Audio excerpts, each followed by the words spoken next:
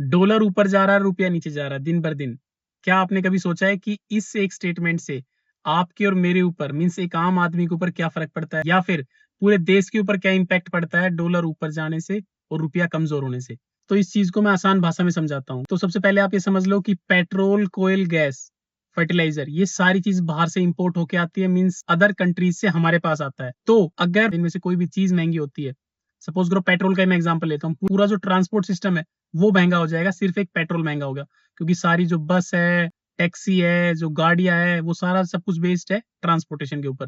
अब पेट्रोल महंगे होने से सारा ट्रांसपोर्टेशन सिस्टम महंगा हो गया। सेकंड, जितने भी बड़े बड़े मोबाइल कंपनीज है, जितने बड़े बड़े लैपटॉप की कंपनीज है, ये सारी कंपनीज बाहर की है। अगर डॉलर महंगा हो गया तो हमें सेम उसी मॉडल के, सेम उसी मोबाइल के हमें अगली बार ज्यादा रुपए देने पड़ेंगे। क्यों? क्योंकि जो ट्रेड होता है वो भी आपको पता ही है कि सारा डॉलर में होता है।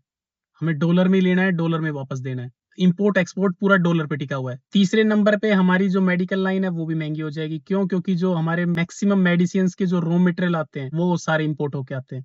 मीन्स मेडिसिन जिनसे बनती है, जो रॉ मटेरियल होते हैं वो बाहर से आते हैं, तो मेडिसिन लाइन भी पूरी महंगी हो जाएगी, महंगाई फिर से बढ़ेगी। चौथे नंबर पे अगर आपको फॉरेन घूमने जाना है, पढ़ाई करने जाने, या फिर कोई इलाज कराने जाना है, आपका वहां भी खर्चा ज्यादा होगा, क्योंकि आप कन्वर्ट कराओगे रुपए को डॉलर में, तो फिर आपके खर्चे जेब से ज्यादा।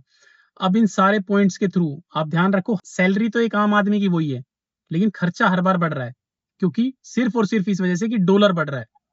भाई ट्रांसपोर्टेशन, मेडिकल लाइन, घूमने जाना है, कोई इलेक्ट्रॉनिक सामान खरीदना है, हर चीज के अंदर अगर डॉलर थोड़ा सा भी ऊपर हुआ, 1 2 3 रुपए, तो कहीं ना कहीं इफेक्ट पड़ता है एक आम आदमी की पॉकेट के ऊपर, क्योंकि उसकी सैलरी उतनी होती है और सेम अमाउंट के खर्चे के लिए उसको ज्यादा रुपए देने पड़ रहे हैं। इन सब के अलावा पूरे देश के ऊपर जो कर्जा है वो हमें पता है डॉलर्स के अंदर है, और डॉलर बढ़ेगा तो इंटरेस्ट का रेट भी बढ़ेगा और मूल भी बढ़ रहा है, जो कि सबसे ज्यादा टेंशन लेने वाली बात है।